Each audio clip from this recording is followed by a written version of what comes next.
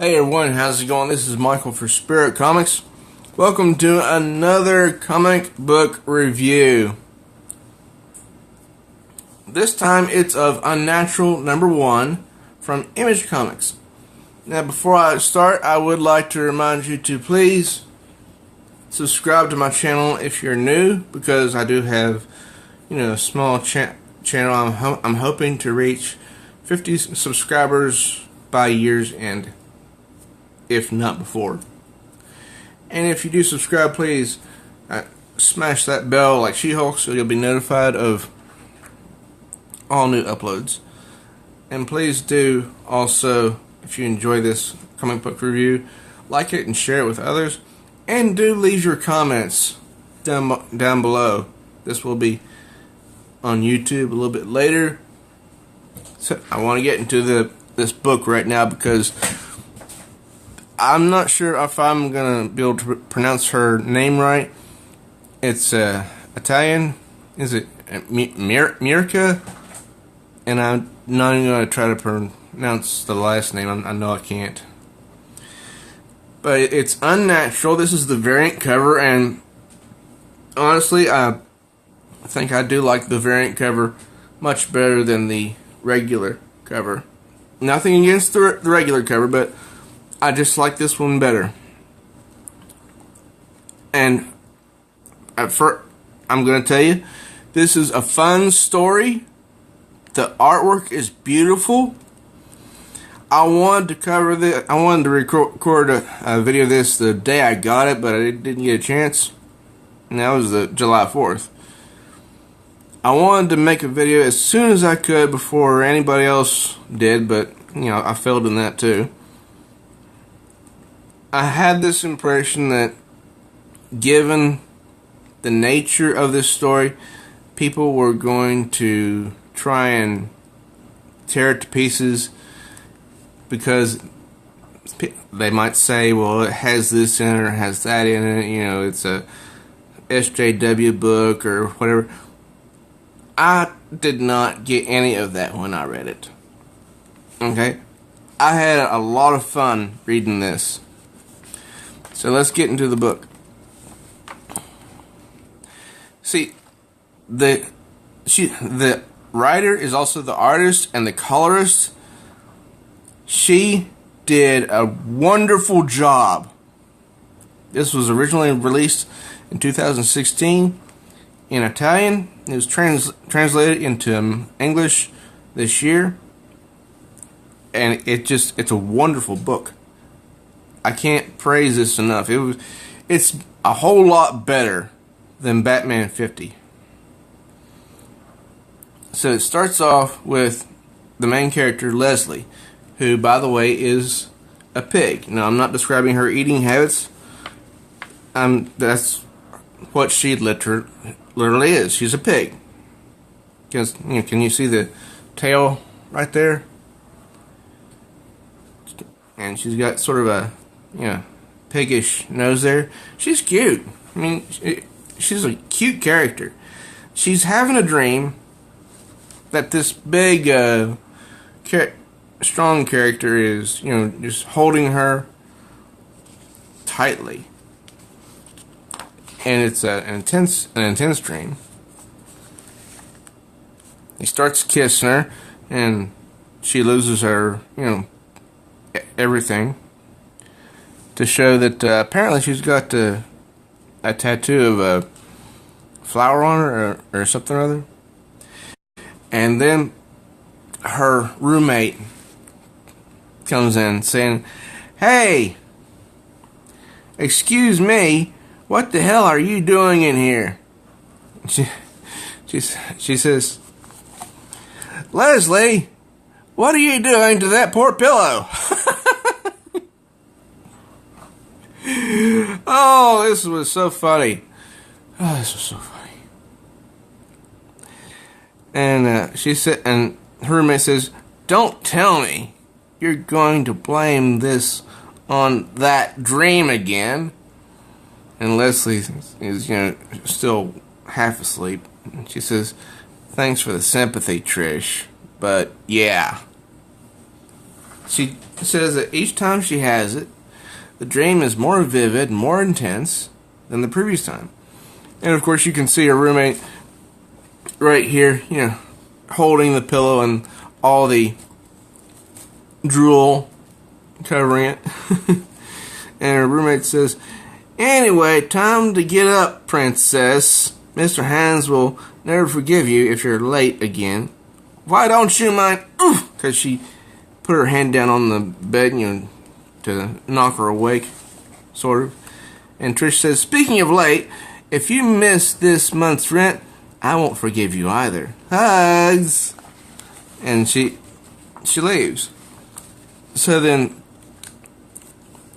Trish Leslie, she gets up out of bed. She brushes her teeth, puts her hose on, and then looks for, her uniform, which, I'm not sure if she puts on the uniform at home or, she does have a specific uniform, but we don't see it until she gets into her place of employment, a diner. But she's thinking as she's going to work about the dream because she's worried that she's going to get in trouble because she tells herself it's so wrong. And she describes it as a hybrid fantasy. And she doesn't want to get in trouble. And she's thinking to herself, why can't she have a normal life? And she doesn't want to be getting in trouble about illegal love. At least not on her birthday, because this is her birthday. So you may be thinking, illegal love? What's this book about anyway? Well, if you look here, this billboard right here says traditional families legal insane. Well, what does that mean? Now, this sign says, can't marry before 25? Let the reproduction program help. Okay. And down here is another sign that says, marry within 2 decades and the state will get you paid. So what does this mean? Well, basically it sounds like her world is a little bit on the extreme side. She's finally arrives to work and the rain starts pouring, so her friend Derek, who is actually a goat, puts his coat over her so she doesn't get wet, and they go into her diner, which is called Goth LOL. Don't ask me why it's called that, because I don't know. And then on the opposite page, there's this, what looks like a children's show, but actually it's propaganda for her world. And I'm not going to read all of it, but just a little bit here and there. The first bubble here of the narration says the instinct of self-preservation begins in the cradle. Okay. And as we see here, this is perfectly fine. This is, it's a boy wolf and a girl dog. They're in love. What could be wrong with that? And it says, sometimes we stop listening to its guidance. And basically it's talking about the voice inside of us all. Which, that when that happens, trouble does ensue. I know from personal experience. And we all know that when we don't listen to the voice inside us that tells us sometimes, this isn't right or that's wrong, and we go ahead and do what we want anyway, well then, nothing good ever comes of it. Anyway, sometimes when they don't listen to that guidance, something gets in the way, and we start making the wrong choices, immoral ones. And it says unnatural choices. Da da da da. And so this figure who looks like a My Little Pony parody is basically saying when that happens, then people need help to get back on the righteous path. Now you might think, oh, this is about some religious organization. Well, you might think that, but this is important to hear. That's why the government gave us the reproduction program. Okay, this is not a church-based program. It's not a faith-based program. This is their government getting involved in what goes on in the private lives of the citizens. And so apparently with this government, relations between different species is illegal. And it even has there's like a little chart here at the top. It says, some misguided types start unsuitable relationships between animals of other species, or worse, of the same sex. Gross, so shameless and perverse. Now I want to stop right there and address something. I read this to my mother, and I didn't read all of it to her, but most of it, and she liked it. But she was asking me, well, why were they using animals in this story? And my explanation was, even though I didn't have time to ask the author, I have a pretty good idea why it was used. Because, as we see here, like a boy cat plus a girl cat equals love.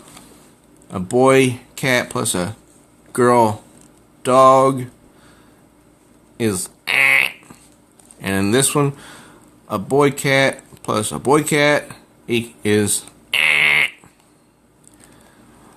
So if this were to be, this is my answer to what my mom's question, and this is basically what I told her Wednesday evening when I was reading it. If the author were to use real people in this scenario instead of animals, well, it's more than likely the book would never have been published in the first place, because to use this type of story with real people, that would mean,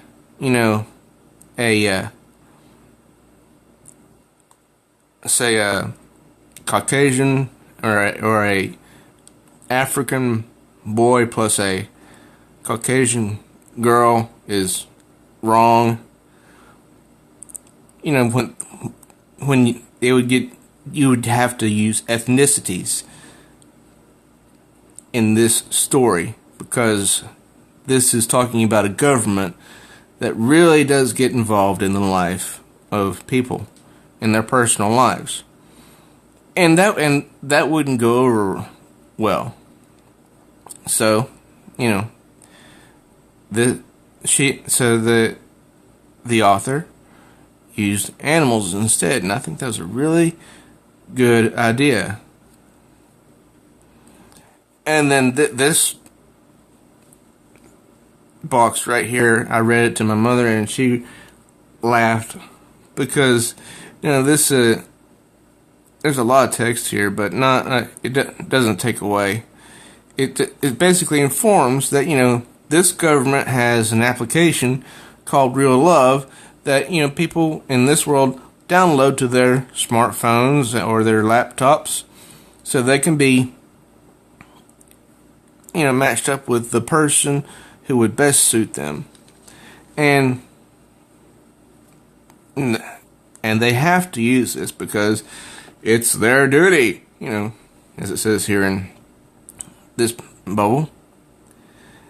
And then it says here, that's why there's considerable bonuses for suitable traditional couples and heavy but fair sanctions for unsuitable couples. And then it has this final one right down here with this big rainbow. It says, but don't worry, all animals are the same. Everything is beautiful and rosy. Just don't break the law. So apparently, who you love in this universe is breaking the law. Now, in our universe that we live in today, a man can love a man, and in some states here in the United States, or maybe it's now 50 of them, I'm not sure, they can get married. Our government is not as restricted as it was, in time past. But I'm guessing maybe there are other governments that still are. Now, back here in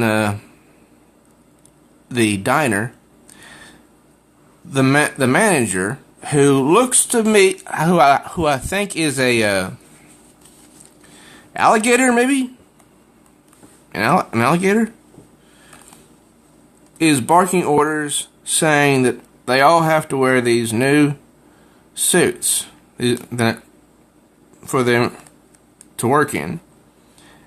And if anybody wants to complain about it, that'll get them a pink slip. But Leslie, bless her soul, she tries to do this politely. She says, Mr. Hans, about those new uniforms there, he says, for the client's pleasure, Leslie, not yours. And she says, I know, I'm embarrassed to even say it, but it's just that it's not my size. Forget working in this thing. I can't walk in it. And one of the other workers, a female, says, he, sausages don't fit into uniforms. And of course, and if you get that joke, then hey, you've got a good sense of humor. If you don't get that joke, then maybe you need to work on your sense of humor. But one thing I want to address here, and some people will see this as insignificant, but I see this as significant. This is an Italian-based comic book because it's made by an Italian creator who wrote it. She did the art and the colors, and she wrote Leslie as a girl with a very ample bosom right here. She didn't draw her like a pencil. Think of Captain Marvel from Marvel Comics. She drew her as a woman with more than her share up front, while some of the other women in here she drew smaller. So I like that. And I'm not saying that just because I'm a guy, but I like that because it shows some variety. And then the manager starts saying, some insults. He's like, listen, if you can't fit into this, then lose some weight. And she's like, right, but what about today? And so then he not only insults her, but then he starts harassing her sexually. Because I'm not sure if you can see this. Is that his... Yeah, that's his tongue sticking out of his mouth there and licking her flesh. and she's starting to get uncomfortable. And he's really wanting to have, relations with her, sexual relations, which would be against the law, and would get his business shut down. But he says, you can always come by my office and talk about it. But then says, then gives her a threat. And says, you'll have to decide how interested you really are in this job. In other words, if you don't put out, then you're not going to keep this job. So, the author, she addresses some really good issues here. This is not a social justice warrior comic book here. This addresses some real issues that I don't see addressed in comic books today. This is originality. Sexual harassment. Just because a woman has an ample chest doesn't mean that she can be hit on. And it was the manager's idea to dress her that way, not her own. And to insult her because she's bigger than the other employees, that's not good either. And then her friend Derek, the goat boy, says, why do you take this crap from him? And then she tells him, I'm single. Our taxes are 25% higher this year. I can't afford to lose this job. So apparently, because they're single, that their lifestyle is much more expensive. And then the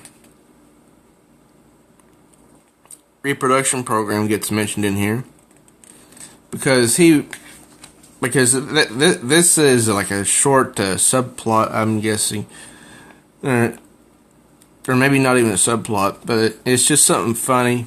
And Derek's saying, I know that it's really a nice guy for you, but and so, what's holding you back? Well, and she says, well, just go with me here because that's Max, your boyfriend. So we have some issues here. Derek has this boyfriend Max, and that's one of the no-nos by this government.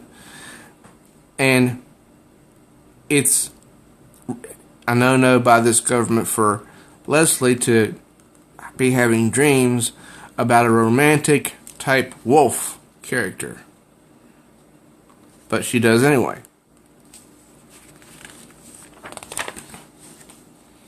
And then the manager sees him talking and just yells, "Stop!" So that must be a alligator or crocodile, I'm pretty sure. And here we see something that I'm betting will be explained maybe in the next issue. See, while they were talking, there was this dude outside in this gray hooded, coat. People call them hoodies today. I have no idea where that word came from. Can't see his face. And she looks away. And then looks back. And there he is again. And then you see his face up close. And he's got gold eyes. And that's all you see. And then later she's at home. And this is funny. But, it's her relaxing after, a stressful shift at work. She's thinking, if paradise existed, this would be it. Well, okay, maybe there'd be some cheesecake there and some sushi. And she's drinking some wine to help herself relax. And she drifts off into La La Land, where she has that intense dream again of the wolf. And just look at these colors. These are beautiful, beautiful colors. These are beautiful drawings. I love this book. And then her roommate comes in and says, "Dirty!" Because she's literally making out with this glass right here. And she wakes up and she's like, "Yeah, Trish, I didn't mean, I mean." And she's like, "You did, you meant to make out with that glass." Okay, and then that she gets out of the bath and she gets dressed and they go have some sushi for dinner. And then she gets a text from some unknown. And it's from the reproduction program office to her, Leslie. And she says, and Trish says, "Leslie, what is it?" She says, "The apocalypse. Look, I've been 25 for a few hours and already I'm stuck in the reproduction program." So she gets this message saying that she has to go to this place the next day to meet her, new soulmate that she doesn't even want. And the next, it says, "Next, the biological imperative." So this was a great story. It dealt with some real world issues that I don't hear about in comic books very often. And the dialogue was not slow. It was interesting. The art was just breathtaking. And here's some art that she included at the end of the book of Leslie. And some more art, some sketches. And that's a picture of the creator right there. She has worked as an artist at DC Comics, Vertigo, and Young Animal. And as a, has drawn some stuff before for those companies. But this is her own book. I really enjoyed this, and I was looking forward to this more so than Batman 50. So this buried Batman 50. This book is better than Batman number 50. I loved it. I really look forward to the next issue.